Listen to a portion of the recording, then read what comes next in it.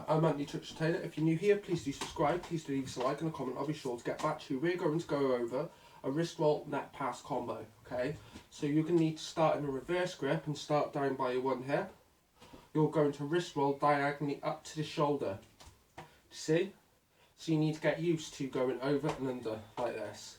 Much the same as your figure eight motions, okay? And you're going to need to learn to be able to pass it straight away behind your back. So remember to keep that hand there, alright? Start in a reverse grip.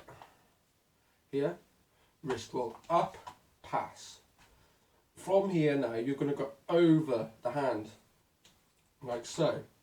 If you notice now, you're in a reverse grip, you can continue that motion again and do it infinitely. Whoosh. Now whoosh. Whoosh. Whoosh.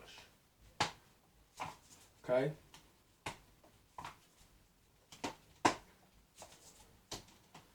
So yeah, I hope this helps you out. Remember to subscribe. Remember, I am technically a new YouTuber. I'm only 2 years old.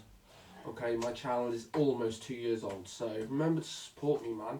I'm doing this for free, you know. So take the knowledge while you can. Get some nunchucks and pick some up.